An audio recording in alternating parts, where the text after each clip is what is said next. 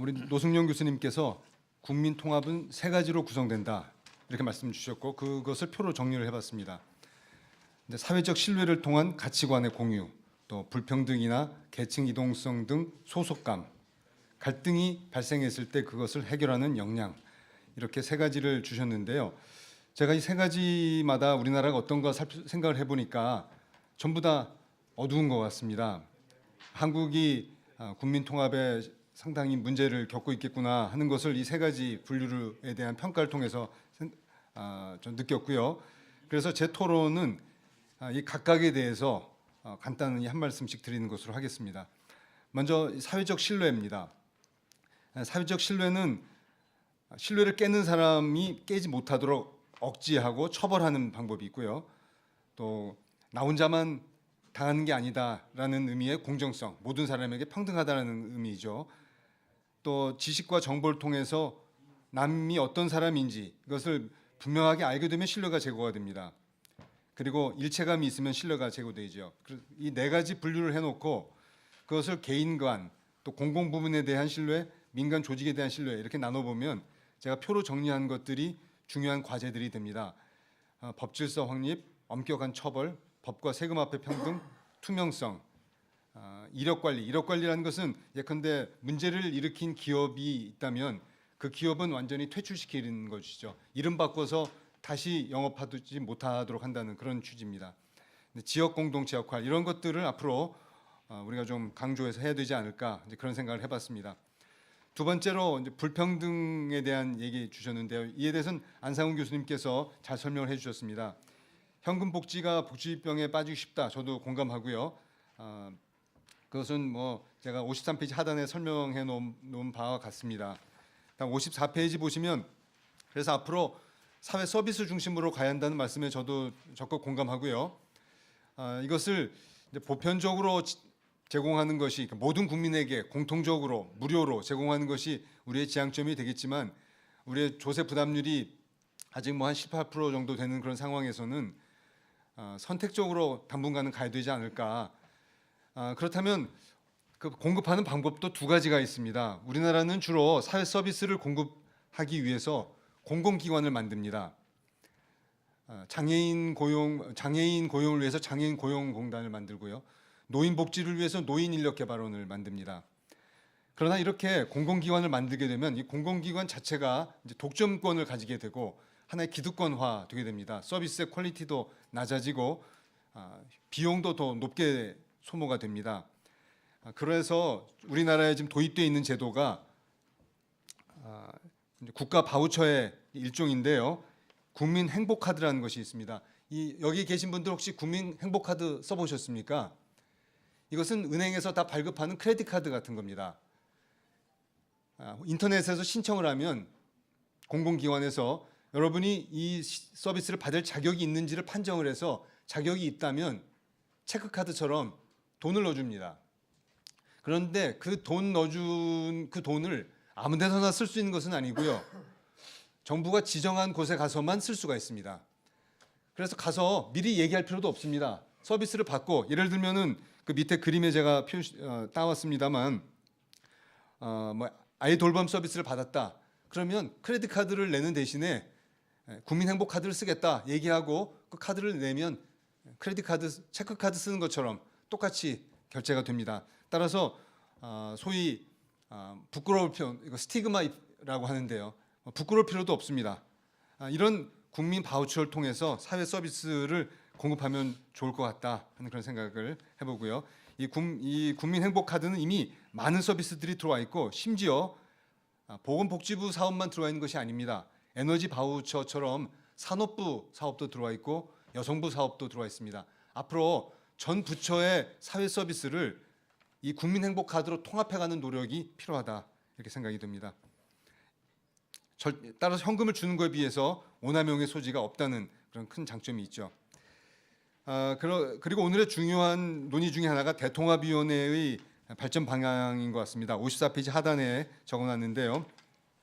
오늘 교수님들이 주신 말씀을 참고해서 네 가지 안을 생각해 볼 수 있지 않을까. 먼저 1안은 불평등 해소와 사회복지 모델에 중점을 두는 안상훈 교수님의 안입니다.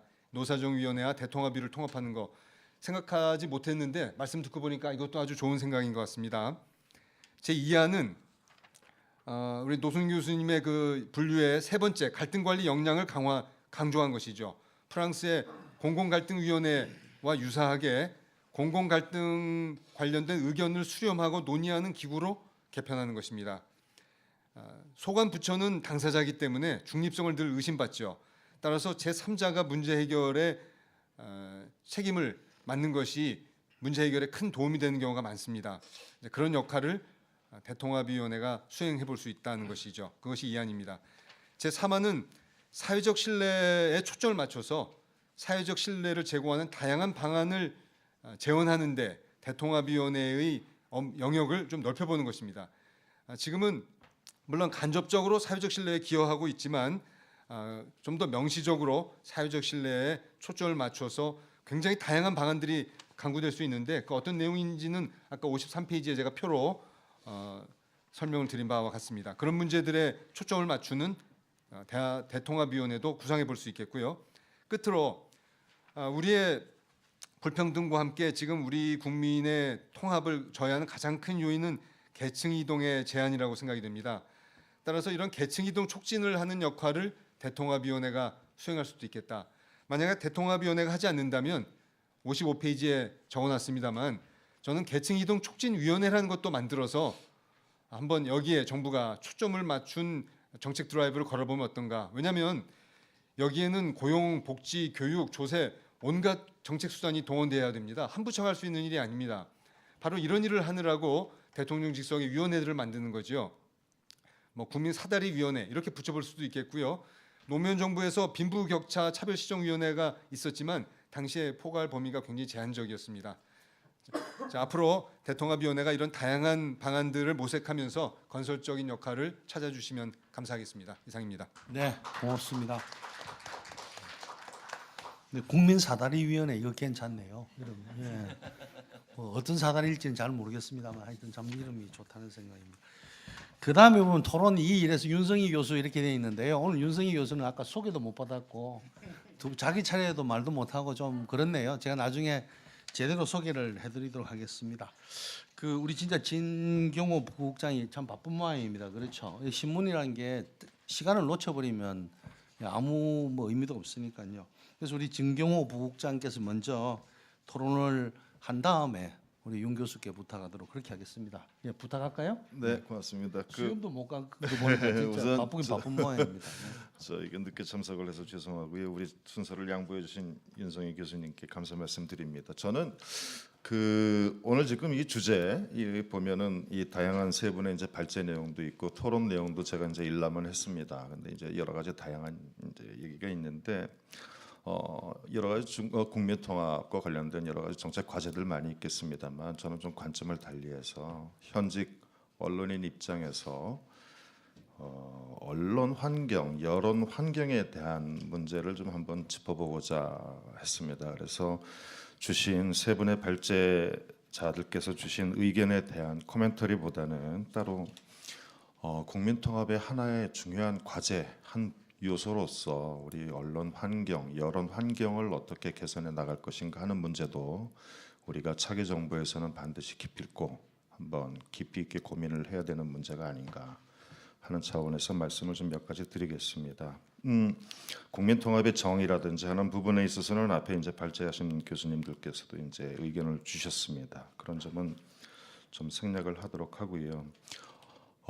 국민 통합, 사회 통합 이게 통합이라는 것이 우리가 과거 얘기했던 총화 단계를 뜻하는 것은 아닐 것입니다. 개발 시대의 총화 단계를 의미하는 것이 아니고 서로 그 다양성을 인정하면서도 그 사이에서 우리 사회적 공감대를 바탕으로 미래지향적인 어떤 에너지를 갖다가 우리가 창출해낼 수 있는 그런 어떤 기반을 구축하는 작업이다 이렇게 생각을 하고 볼 때 가장 중요한 요소 중에 하나가 언론이다. 이제 그럼 과연 지금 우리 언론이 그런 어떤 사회 통합적 기능을 올바로 수행을 하고 있는가라는 문제에 있어서 제가 현직에 있는 현업에 종사하고 있는 입장이긴 합니다만 그래서 매우 조심스럽습니다만은 상당히 미흡하다. 그리고 오히려 우리 사회 갈등을 어떻게 보면 더 부추기고 저는 개인적으로는 사회 갈등을 우리 언론이 소비한다라는 표현을 써왔습니다. 계속 현직 입장에서 우리 언론이 이렇게 바라볼 때 우리 사회에 있는 여러 갈등 구조를 언론이 적극적으로 그 어떤 대립적 그런 구도 속에서 해법을 모색하는 측면도 있습니다만 반대로 오히려 더 특히 어떤 그 계층 갈등 부분에 있어서는 여러 가지 통합적 노력을 많이 기울이고 있습니다만 이념적 갈등이라든지 하는 부분에 있어서 그런 부분에 있어서는 여전히 우리 언론의 역할이 좀 미흡하지 않은가. 오히려 거꾸로 더 오히려 그런 이념 갈등 구도를 더욱더 언론이 이용하고 하는 측면은 있지 않은가 하는 그런 자기 반성을 좀 해봅니다. 나름대로 그리고 지난 3년여 동안 우리 국민 대통합위원회에서 언론 문제에 대해서 깊은 고민을 많이 해왔습니다. 그래서 지난 3년 동안 매월 토론회도 갖고 학자들과 현직 언론인들 중심으로 포럼도 갖고 세미나도 열고 제가 기억에는 한 20-30차례 정도의 그런 어떤 논의의 장이 마련됐고 많은 담론들이 오고 가고 또 거기에 대해서 또 상당히 어떤 공감대도 많이 형성이 돼 있습니다. 대략 지금까지 논의된 내용 중에서 몇 가지만 좀 추려서 그럼 우리 언론이 왜 이렇게 제 역할을 제대로 하지 못하고 있을까 하는 부분에 대한 그 원인 진단 같은 것도 여러 차례에 걸쳐서 많이 했습니다. 여러 의견들이 많이 있었고요. 크게 보면은 우선 정치 사회적인 요소가 있습니다. 이거는 우리 사회 어떤 그 이번 이제 대선 전국이기도 합니다만은 이게 이제 대선 이 대통령직이라는 이 정권이라는 걸 놓고 우리 이제 시민 사회 세력 간 이 권력 싸움의 구도 속에서 언론이 그 한 축의 역할을 맡고 있는 측면이 있습니다. 그런 배경도 있고요. 두 번째는 경제적인 요인도 있습니다. 이건 언론사의 어떤 언론 매체 우리 대한민국 언론들의 어떤 경영 문제입니다. 이 경제적 요인인데 다들 잘 아시는 부분입니다만 지금 인터넷 매체만 해도 이제 벌써 이제 7,000개 제 자료에는 6,000개라고 이제 했는데 벌써 이제 7,000개가 넘어갔다는 뭐 통계도 있더라고요. 대부분 뭐 영세하고요. 뉴미디어 체제가 들어서면서 가장 큰 문제는요. 언론이 기사를 팔아가지고 벌어먹고 살지를 못한다는 거예요. 이저 한국언론진흥재단 자료도 있는데요. 2015년 말 기준입니다. 2016년도 작년 거는 아직 제대로 자통계가 안 잡혀서 2015년을 기준으로 하면 언론사 그 신문이 대략 한 3조 정도 됩니다. 이제 전체 대한민국에 있는 모든 이제 신문 매체들의 이제 연간 매출이 3조 정도 되는데 광고 매출이 한 절반 정도 되더라고요. 광고 매출이 그렇고. 신문을 팔아서 하는 게 15%가 안 됩니다. 그러니까 한마디로 신문사인데 신문을 팔아가지고 언론이 기사를 팔아가지고는 못 먹고 사는 구조입니다. 다른 거 이제 사업이라든지 뭐 이제 이런 것들로 있는데 지금도 우리 여기 이제 모두 플로어에도 이제 여러 이제 각계에 계신 분들 계시지만은 신문 예를 들어서 뉴스를 지금 뭐 돈 주고 사서 보시지 않으시잖아요. 다 그냥 스마트폰 열면 차가 넘치잖아요. 근데 그거 사실은 기자들 입장에서 다 돈 들어가는 거 회사에서는. 자, 이 왜곡 이건 뭐냐면 뉴스 공급과 이제 뉴스 시장을 말씀드리는 겁니다. 뉴스 시장이 분명히 이 재원이 투입돼서 산출이 되는 재화인데 그러나 이게 값을 못 받는 거거든요. 이게 그러니까 수요와 공급의 불일치, 이게 거래 자체가 불일치인 겁니다. 이게 지금 이런 요소들이 왜 언론이 사회적 갈등을 치유하고 국민 통합적 기능을 발휘하지 못할 수밖에 없는가의 하나의 요소가 되고 있는 게 또 사실입니다. 나중에 설명드리겠습니다만. 그리고 또 한 가지는 왜곡되어 있는 뉴스 소비 구조인데요.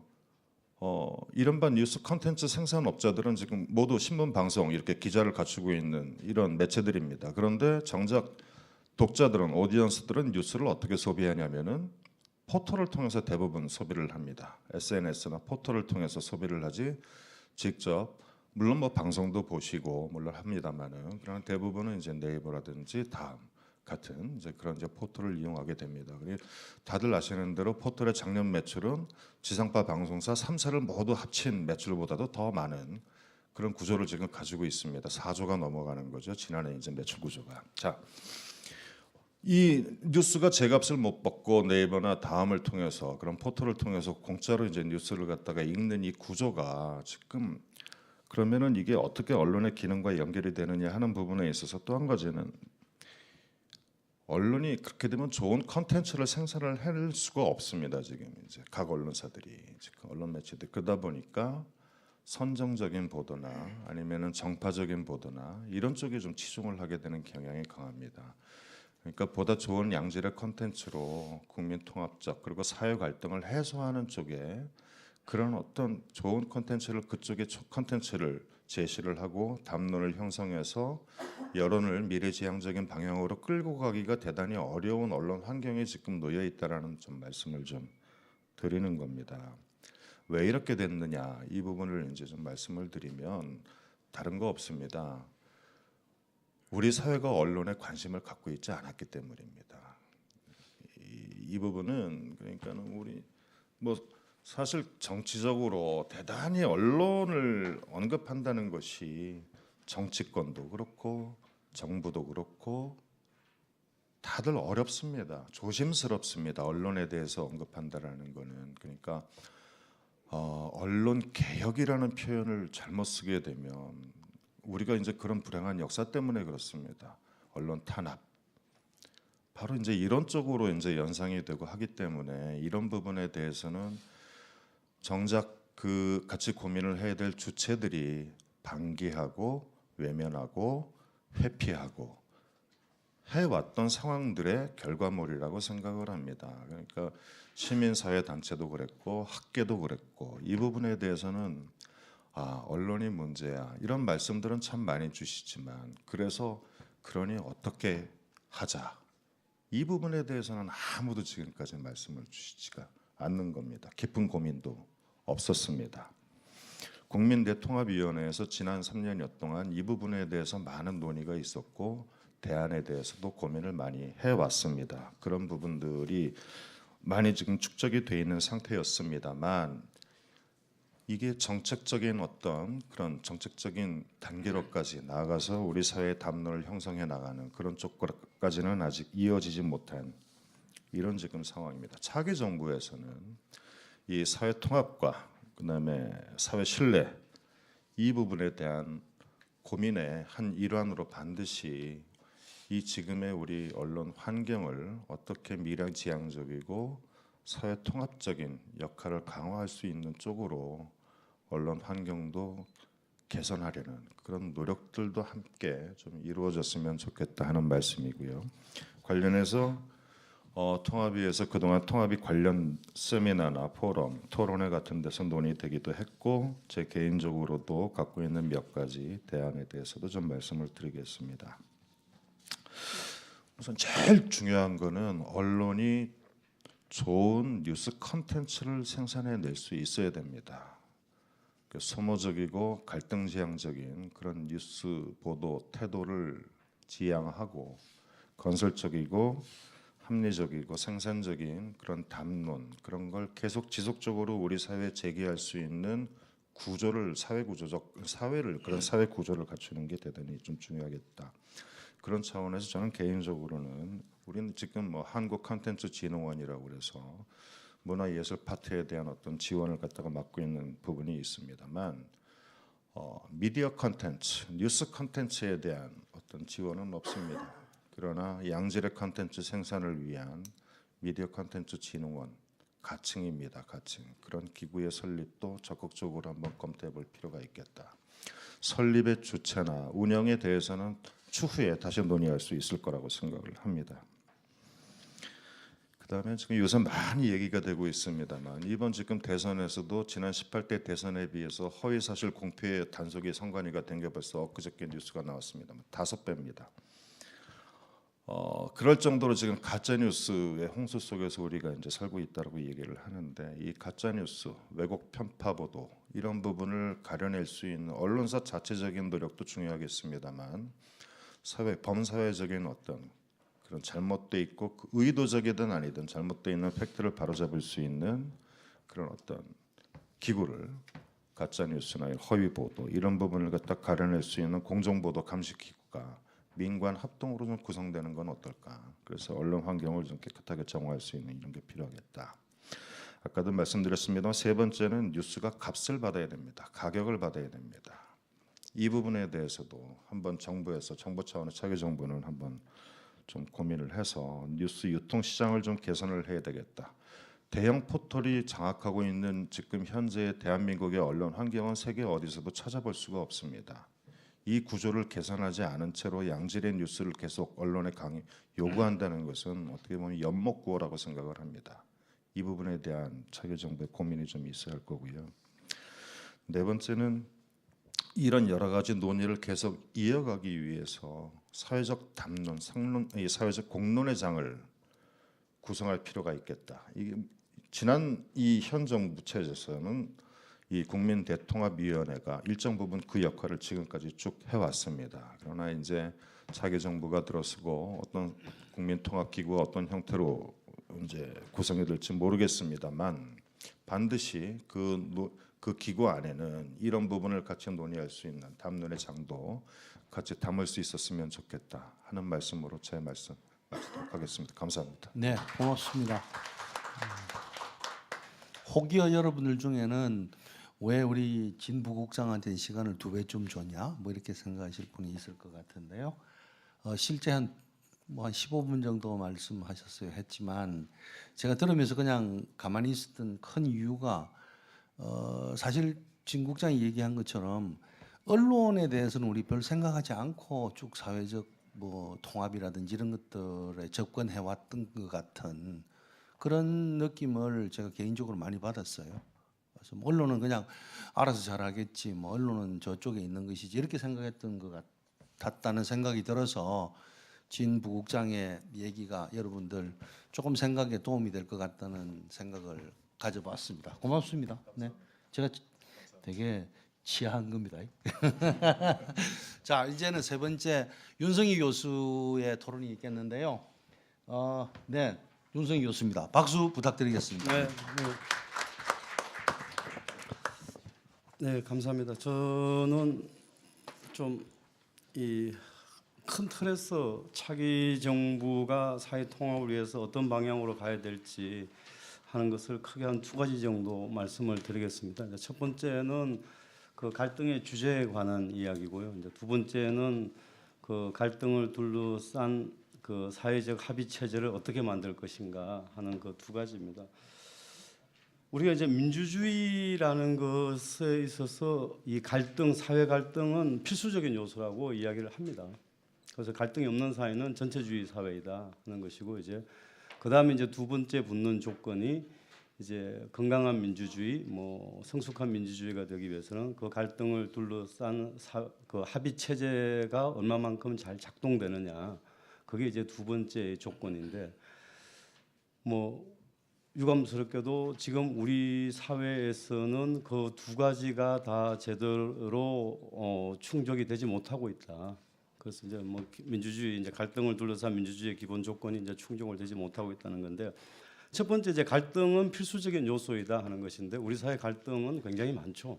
굉장히 또 심각하죠. 그렇기 때문에 이제 우리가 뭐 국민대통합위원회라는 조직도 있고 또 이런 세미나도 있고 한데, 근데 이제 문제는 수많은 갈등 가운데 어떤 갈등이 표출되느냐, 갈등이 표출되느냐 하는 문제는 이제 저희 정치학 쪽에서는 이제 정치적으로 대표되느냐 하는 것입니다. 그래서 보통 뭐 오늘 앞에 발표 그 선생님들 말씀하신 뭐 복지 문제, 일자리 문제, 뭐 4차 산업혁명에 대비한 경제의 구조, 뭐 여기를 둘러싼 갈등들이 사실 굉장히 심각하다고 우리가 지금 이야기를 하고 있고, 그래서 그걸 중심으로 이제 발표를 하셨는데, 근데 현실적으로 지금 정치적으로 그러면 표출되고 대피되는 갈등이 일자리 문제이고 복지 문제이고 4차 산업혁명이냐, 그렇지가 않다는 것이죠. 지금 정치적으로 표출되는 것은 이념 갈등이고 지역 갈등이고 그다음에 세대 갈등이라는 것이죠. 그래서 그거는 그간의 우리 투표 행태, 투표 선거, 뭐 지금도 마찬가지죠. 선거를 들여다보면은 다 알 수가 있죠. 그래서 항상 투표 행태 결과 보면은 지역적으로 갈라져 있는 것이죠. 그다음에 이념적으로 갈라져 있는 것이죠. 세대적으로 갈라져 있는 것이죠. 그래서 이것이 지금 현재 우리 사회의 이 가장 심각하게 표출되고 있는 갈등인데, 근데 뭐 우리 진부 국장님도 뭐 소모적 갈등, 뭐 비생산적 갈등 말씀하셨지만도 사실 이 지역주의, 지역 갈등, 이념 갈등이라는 것이 상당히 소모적이다. 그리고 그게 우리 삶의 질 그리고 개인들의 이해관계하고는 별 상관이 없다는 것이죠. 그런데 그게 왜 그렇게 두드러져 있느냐 하는 것은 정치권들이, 정치 엘리트들이 그것을 사유화했다. 갈등을 사유화시켰다고 이야기하는데, 자기들이 표출하기 유리한 편한 갈등은 더 많이 이 눈에 띄게 만들고 그걸 가지고 지지자들을 동원하고 뭐 그러한 식으로 해서 이제 그게 저희들 이제 편향성의 동원이라고 이야기하는데, 그러한 현상들이 뭐 적어도 민주화 이후 지금까지 계속 되어 왔다. 그래서 다음 정부의 갈등은, 우리가 갈등은 또 갈등을 통제할 수 있는 것은 갈등이라고 이야기합니다. 결국은 그러한 이 비생산적이고 엘리트가 사유화한 지역 갈등, 이념 갈등, 세대 갈등을 어떻게 최소화시키고, 지금 우리가 오늘 이야기하는 복지 문제, 뭐 소득의 양극화 문제, 그다음에 뭐 이 계층 간의 이동 문제, 이러한 문제들을 주요한 우리 사회의 갈등의 주제로 만들 것이냐 하는 것이 첫 번째 과제입니다. 그래서 이 갈등의 주제를 치환시키지 못하면은, 그러한 편향된 갈등 주제에서 공적 갈등으로 치환하지 못하면은 차기 정부에 있어서도 우리 사회 통합은 굉장히 어려울 것이다. 우리가 지역 이념을 붙잡고 있는 한 사회 통합이라는 것은 뭐 불가능하다고 봅니다. 그래서 갈등 주제에 대한 치환이라는 것이 굉장히 중요하다 하는 말씀을 하나 드리고요.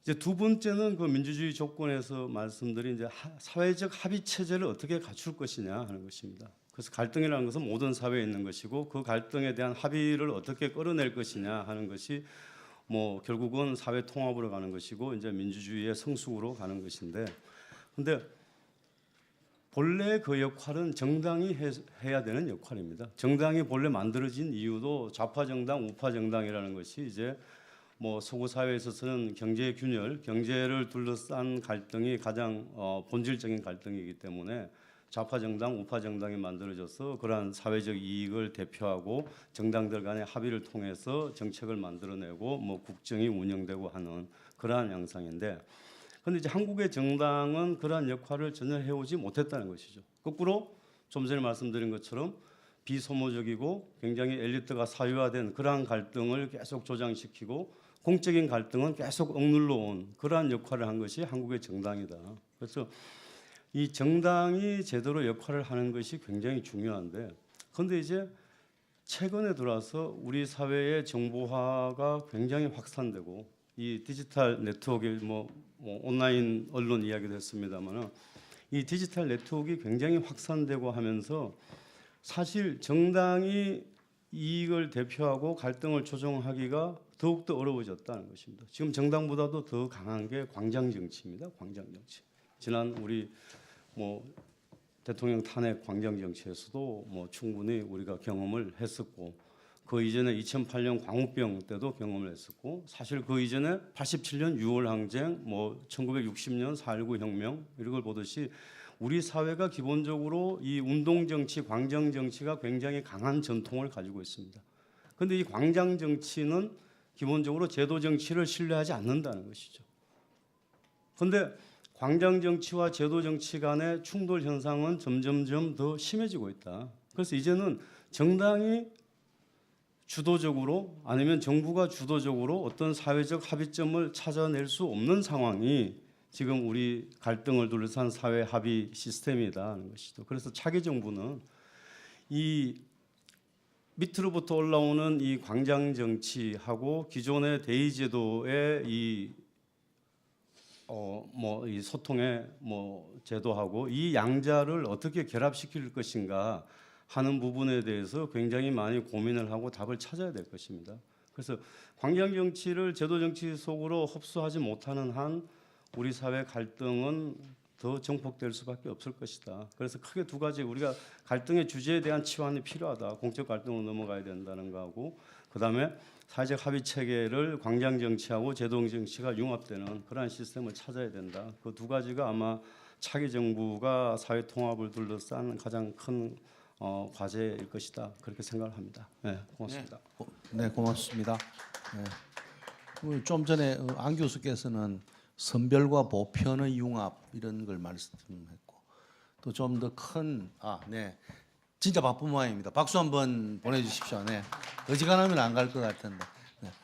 그 윤성희 교수께서는 좀 더 거대 담론 측면에서 이 광장과 제도의 융합이 더 나은 사회를 만드는 길이다 이런 제안을 했습니다.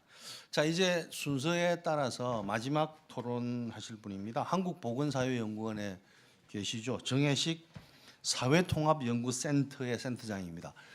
제 생각에 가장 적절하게 마지막에 얘기하는 것 같습니다. 마지막에 역시 사회통합연구를 한 분이 통합에 대해서 얘기를 해야 되지 않겠습니까?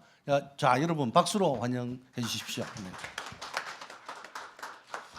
예, 교수님 말씀하신 것처럼 보건사회연구원에서 사회통합연구센터 센터장을 맡고 있습니다. 맡은 지는 얼마 안 됐습니다. 제가 이제 그 토론을 연락 받으면서 대통합위원회가 이 시점에서 이제 이런 토론을 준비한 이유가 무엇일까를 좀 생각을 해봤습니다. 저희 보건사회연구원은 주로 이제 맞상대, 정책의 맞상대가 보건복지부입니다. 근데 이제 특이하게도 저희 센터는 저희 나름으로는 맞상대를 국민대통합위원회라고 생각하고 있습니다. 저희가 이제 많은 연구와 연구 결과를 같이 보고하고 뭐 이런 내용들이 있습니다. 아마도 그런 시점에서 보면 한 3년, 4년 동안 지난 4년 동안 같이 연구하고 활동했던 바를 좀 이렇게 짚어보자라는 기획 의도가 있지 않았나 싶고요. 또 저희 센터를 이제 굳이 이제 불러주신 게 그런 관점에서 한번 평가와 앞으로 어떻게 했으면 좋겠느냐라는 이야기를 하기를 원하신 거 아닌가 이런 생각을 합니다. 저희 그 센터가 2013년에 이제 대통합위원회랑 같이 일을 하면서 그 국민 통합에 대해서 이제 어떻게 정의할 거냐 이런 이야기를 해본 적이 있습니다. 아마 그때 이제 국민 통합을 여러 가지 관점들이 존재하는데 아마 최종 상태인 지속 가능한 발전, 국민 행복과 평화 통일을 위해 선순환하는 사회 시스템을 만들기 위한 범국민, 범정부 차원의 다각적 노력과 그 과정 이런 식으로 좀 정의를 했습니다. 정의 자체가 이제 되게 브로드하고 폭넓고 뭐 이런데 왜 우리가 이때 이제 이런 정의를 했느냐라고 생각을 해보면 아마 그 전 정부에서의 사회통합위원회와 이제 이 정부에 와서 그 대통합위원회가 뭔가 약간의 차별화된 정책 목표 설정을 필요로 했다라고 생각을 합니다. 아마도 우리가 사회통합이라는 관점을 이제 여러 가지로 정의합니다. 뭐 앞서서 말씀하셨던 뭐 사회 갈등도 있고, 그다음에 이제 사회적 자본도 있고, 사회 이동도 있고, 사회적 배제도 있고 여러 가지가 있습니다. 그 중에 어떤 것들을 설정할 수 있냐라고 보면 하나가 이제 인식으로서의 어떤 사회적 자본입니다. 그래서 공유된 가치를 예컨대 정의가 무엇이냐, 복지국가는 어떻게 돼야 되느냐, 뭐 이런 것들이 이제 하나의 차원이 있다면 또 하나는 실제로 이루어지는 이제 불평등과 격차와 관련된 문제입니다. 그래서 사회적인 배제라든지 빈곤한 사람이 어느 정도 되는지와 관련된 문제라든지 불평등은 어떤 정도인지와 관련된 것들을 다 같이 다뤄볼 수 있을 것 같습니다. 아마도 그 전 정부로서 사회통합위원회는 이러한 형태로 이제 불평등과 격차와 관련된 다양한 의제들을 설정하면서 이것들을 바꿔가기 위한 노력들을 좀 해봤던 것 같습니다. 물론 앞서서 이제 노 교수님 말씀하셨던 것처럼 그 기능 자체는 되게 이제 한계가 있었습니다. 한계가 있었던 것 같고, 근데 이제 국민대통합위원회는 훨씬 더 좀 더 인식적인 측면에서 신뢰, 소통, 그리고 이제 정책적인 수단으로서 갈등의 선제적 예방, 실효성 있는 해결, 이제 이 부분에 초점을 두고 많은 활동들을 해왔습니다. 제 기억에도 아주 많은 위원회와 세미나와 이런 것들이 있었던 것 같습니다. 그러니까 이제 이런 식으로 봤을 때, 그럼 이제 우리가 차기 정부에서는 국민대통합위원회 또 이제 여러 가지 이제 이름이 부여될 것 같습니다. 그때 이제 어떤 역할을 해야 될까 생각을 해보면 아마도 소속감이나 유대감, 그다음에 이제 갈등 최소화를 위한 상호 협력, 이 부분은 각 부처가 해야 되는 역할입니다. 고유의 부처가 고유로 해야 되는 역할이고, 자, 이 기능을 빼고 나면 자, 이 기능을 수행할 수 있는 걸 뭘 해야 될까? 자, 각 부처가 이러한 형태의 기능을 제대로 수행하고 있는지를 평가하고, 자, 어떤 형태로 더 잘해야 되는지 그 평가 결과를 환류하고 피드백을 받고 앞으로 어떻게 할 건지에 대한 계획을 세우고, 이런 역할을 좀 대통합위원회가 해야 되지 않을까라고 생각이 듭니다. 두 번째로는 기존의 대통합위원회가 해왔던 역할, 당연한 역할, 갈등 해방하고 소통하고 뭐 이런 역할은 당연히 해야 되는 것 같습니다. 이 두 가지 기능을 생각하는 형태의 조직이 어떤 조직이어야 되나라고 생각해 보면 약간 이제 회고적이기도 합니다. 이명박 정부에서 사회통합위원회가 약간 그런 기능을 수행했다라고 생각이 듭니다. 물론 한계는 있지만, 그래서 막 새로운 정부에서 또 새로운 조직을 꼭 만들어야 된다고 생각할 필요는 없는 것 같습니다. 과거 정부가 수행했던 게 좀 괜찮고 잘해왔다라고 생각하면 그런 기능을 좀 참고할 수 있었으면 좋겠다라는 생각이 듭니다. 아마도 이제 그런 면에서 보면은 그 새로운 형태의 조직은 아까 이제 저희 박진 교수님 때도 말씀하셨고 그 참여정부 때의 빈차위, 또 이제 이명박 정부 때 사회통합위원회, 그리고 현재 존재하는 노사정위원회, 이제 이런 기능들이 다 존재하고 있습니다. 그래서 이제 그런 기능에서 의제 설정 기능들을 좀 가져오면서 확대할 수 있었으면 좋겠고, 그런 면에서 보면은 안상 교수님 말씀하신 것처럼 의제 설정으로서 하나의 목표를 복지국가를 이야기하는 복지국가 대통합위원회와 같은 이제 이름도 괜찮겠다라는 생각이 듭니다. 그리고 그 산하에 이제 전문위원회를 두는 거죠. 예를 들어서 과거에 뭐 이제 사회이동이라든지 이런 부분들, 또 이제 각종의 이제 다문화라든지 갈등이라든지 이런 부분들을 산하의 전문위원회로 두는 형태로 기능을 하고, 그 전문위원회는 전문가들이 이제 배치되고 연구 기능을 수행하고, 이런 형태로 좀 작동을 했으면 좋겠다라는 생각이 듭니다. 그리고 이제 그 위원회가 그러면 주로 초점을 둬야 되는 게 뭐냐라고 했을 때 첫 번째가 이제 복지 정책인 것 같고, 두 번째가 이제 일자리 정책인 것 같습니다.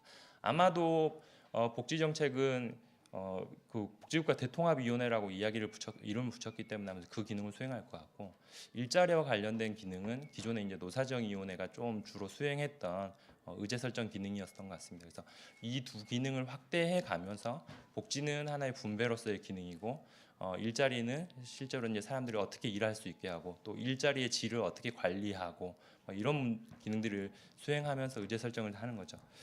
이런 면에서 보면 이제 두 분 교수님, 박사님 말씀해 주셨던 것들을 좀 생각을 해볼 필요가 있는 것 같습니다. 어쨌든 한국 사회가 지금 최근에 이제 불안하고 격차에 대한 인식이 커지고 갈등에 대한 인식이 커지고 있습니다. 왜 그럴까 생각해 보면 결국은 분배의 문제와 일자리의 문제인 거죠. 사람들이 점점 불안해하고 있습니다. 미래에 대해서 불안해하고 있습니다. 일자리를 언제 잃을지 모르겠고, 심지어는 청년들은 일자리를 얻을 수 있는지도 모르겠다는 의심을 하고 있습니다.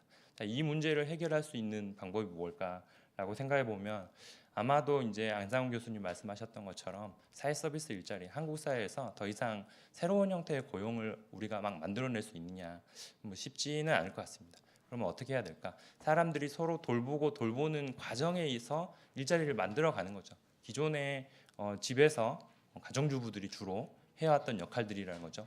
이것들을 좀 더 사회화하고 그 사회화된 일자리를 가지고 서로 나누는 거죠. 나눠서 일을 하고, 그래서 가능한 사람들이 일을 하면서 어느 정도의 소득을 확보하고 그 소득 이외에 상당한 수준, 살짝의 수준을 복지국가가 제공해 주는 겁니다. 그러면 우리가 많은 임금을 필요로 하지 않다. 왜냐? 대부분의 서비스를 좀 이제 사회화하면서 좀 낮은 가격으로 구매할 수 있다면 우리가 많은 돈이 필요하지 않습니다. 지금 상황에서 보면 사람들이 불안해하는 이유가 뭡니까? 일자리를 잃고 나면 모든 그 시장화된 많은 그 상품들을 자기 돈으로 구매해야 된다는 생각 때문에 불안한 겁니다. 지금 당장 많은 돈을 모아야 된다고 생각하기 때문입니다. 이 불안함을 해결해 줄 수 있는 하나의 수단이 저는 복지국가라고 생각하고, 그 많은 이제 접점에 아마 안상 교수님 발표가 있었던 것 같습니다. 두 번째로는 일자리와 관련된 문제입니다. 특히 이제 최근에 청년 세대로 올수록 이 불안함하고 격차하고 불공정함에 대한 불만이 폭등을 하고 있습니다. 왜 그럴까? 아마도 이제 이게 한국 사회가 발전해왔던 발전 경로 속에서 발전 경로가 너무 체계하고 탄탄하게 되다 보니까 이게 불합리한 문제를 알고 있음에도 불구하고 고치지를 못하고 있다는 거죠. 대표적인 게 이제 청년들이 지금 시점에서 우리 청년들이 취직을 하게 되면 호봉제 임금 체계라는 그 이제 어느 정도 적정한 일자리 되면 호봉제 임금 체계가 들어갑니다. 근데 호봉제 임금 체계를 청년들은 합당한 임금 체계로 생각하지 않아요. 왜냐하면 자기가 하고 있는 일에 적합한 형태, 그러니까 내 일의 성과에 맞는 급여 체계를 요구한다는 거죠. 근데 우리가 한국 사회에서 성과급저 연봉이라고 하면 되게 이 과도한 형태의 불합리한 거라고 또 노조라든지 이런 쪽에서 좀 살짝 또 이야기하죠. 왜 그럴까? 아마도 이 지금 상황에서는 다 각자 불안함의 문제를 각자 스스로 알아서 해결하려고 하다 보니까 이 어떤 게 합리적이다 또는 어떤 게 합리적인 분배다라는 거에 대한 합의 자체가 안 이루어지는 것 같습니다. 근데 이런 부분들을 차기 정부의 인태통합위원회가 의제 설정하고 이게 합리적이다. 그리고 같이 따라가자, 동의하자. 뭐 이런 이야기들을 할 수 있지 않을까라는 생각이 듭니다. 그래서 아마도 오늘 그 대통합위원회가 이 기획한 게 아마 기능과 역과 의제 두 가지 의제 설정인 것 같고요. 그런 관점에서 저는 좀 토론을 이야기했습니다. 예, 마치도록 하겠습니다. 네, 고맙습니다. 예, 그렇습니다.